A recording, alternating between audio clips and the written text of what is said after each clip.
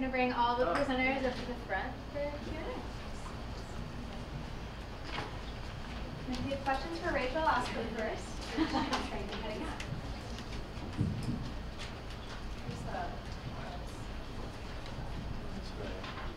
Anyone have questions? I know you have questions.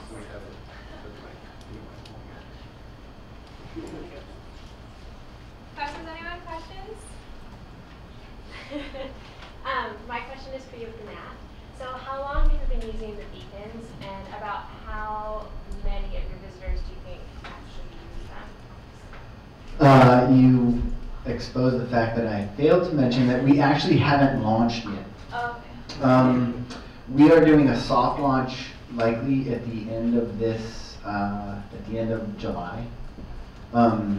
We installed the beacons back in December and went through a round of user testing. And like I said, when I was talking about the challenges, we found that it wasn't as smooth a tech experience as we wanted for our visitors. So we have been taking the time to sort of work with Wi-Fi to make that better.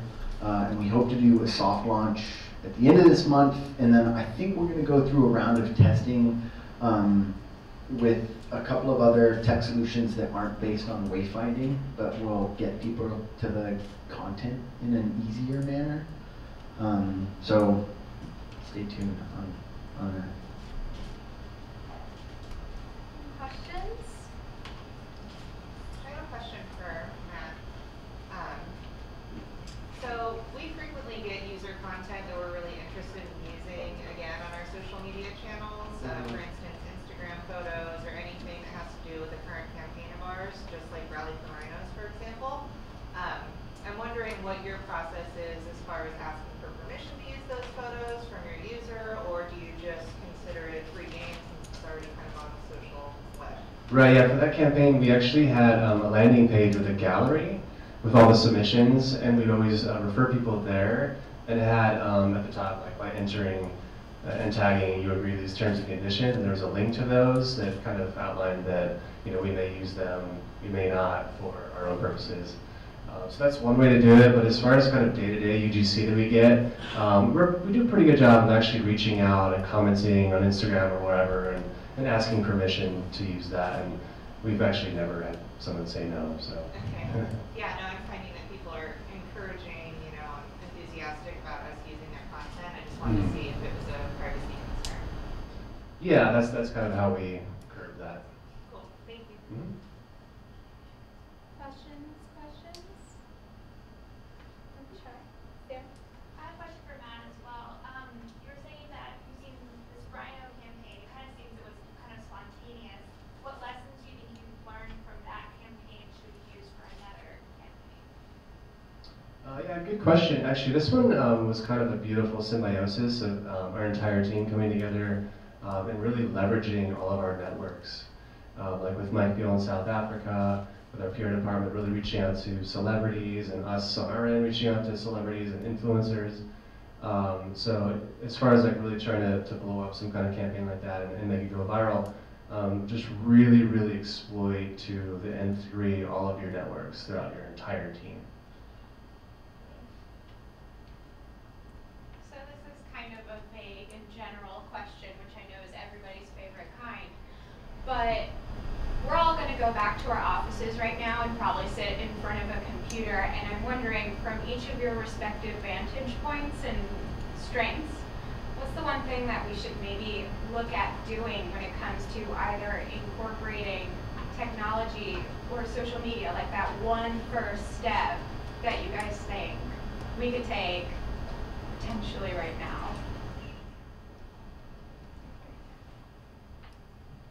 Great question. I would say one of the biggest takeaways should be looking at who you're missing out on and why, and then thinking about how technology can then fit as a way to target that group, if it's even a singular group or multiple groups. Yeah, I want to just jump onto that bandwagon because that's usually the first thing that I tell my clients to do is to have somebody become a donor. There's a process that they need to go through to be educated. So take inventory of how are you engaging people and bringing them into the conversation. So Is that through having people sign up for dynamic content that you're going to deliver to their inbox? Is it by promoting your social media? Is it by writing blogs and sending people to those blogs to read and to sign up for? So really kind of finding ways that you can start the conversation to engage them into the conversation so that they become a donor down the road. I have a couple of thoughts in response to that question. One is that I might think about some of the personas that I would envision interacting with and what might be their life cycle of learning about my organization and then engaging with it in which ways, and then how might they spread that information with other people, and then just think about the tools that could be used and the content that could be used to support that. And I would also think about just taking an inventory of what the organization has to offer in terms of the content you have, the personalities on your team and the expertise they have, just so you know kind of what you have available to work with.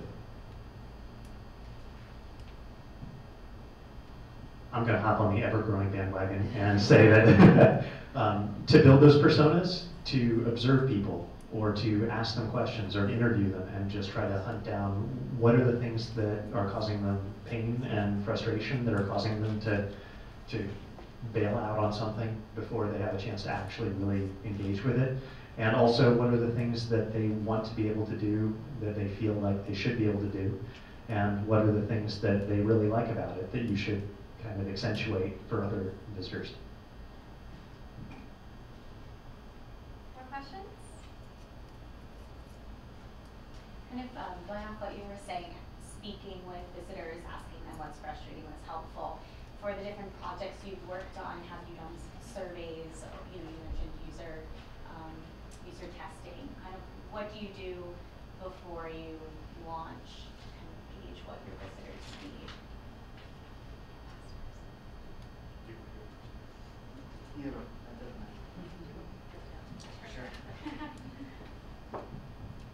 User testing. Yeah, I mean, we put together a survey and gave that to our staff first because they know the institution. Like any sort of hiccups that they have in the wayfinding experience, they'd be able to overcome because they know where to go to the bathroom. So we did a round with them first, and then we did a second round after making some improvements, and then a third round with naive users or just regular visitors, and we just put together a survey that tried to work it through its paces and find out what worked, what didn't, what they hated, what they liked, and yeah. But at all stages, I think you should be doing it.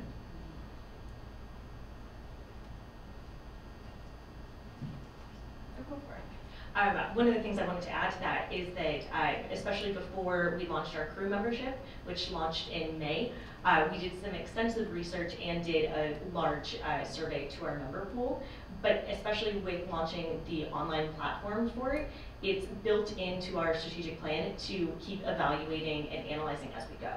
And so having surveys at various points to get that consistent feedback, because especially to cater and tailor your fundraising needs to your audience, you have to know them. And so that's part of our plan, is to keep doing surveys.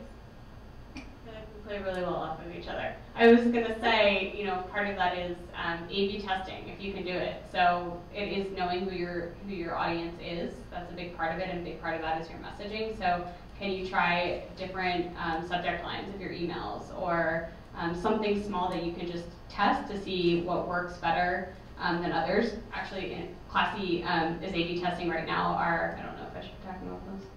I'm going to do it. Our landing page of our website, and we found that by having a certain photo on our landing page in which somebody's eyes are looking directly at the demo button is having people convert more to pressing that button. So it's small things like that that you never know until you just kind of try it.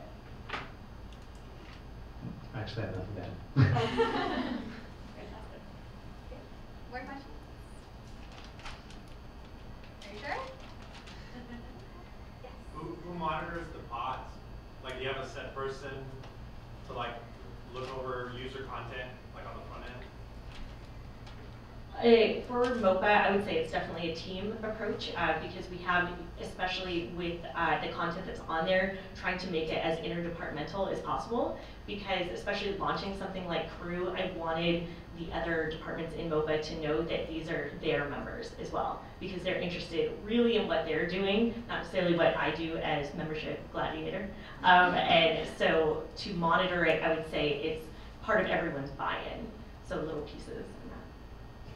And I would just add that when you create a pod, you can add other editors. So one of the things I suggested for MOPA was that they create an account that's just called MOPA, and then have the other people on the team create personal accounts, and then make the pods from the MOPA account, and you can make other people on the staff editors, and therefore they can play a role in not just monitoring, but maintaining the organization's pods. More questions? I'll ask one. Was Ruby intended for museums to use? That's a great question. Yeah, so if you guys go to ruby.com, you'll probably see a woman getting her hair cut and some makeup pods prominently featured. So when we built Ruby, it was really just a general platform, and we've seen that 3 distinct groups seem to be finding value in it. One of them is education, which is of course related to museums, and another is beauty. They have kind of become the most active. And then also museums and art. We have a couple other art collections. In fact, one of our founders, or one of our investors, is the founder of a company called ResMed, and they have their art collection on Ruby if you search for that. And so, so no, it wasn't specifically designed for art, but it was designed for content and community, and it seems to play into this role pretty well, I think. Thank you. Okay. So thank you again to all of our presenters.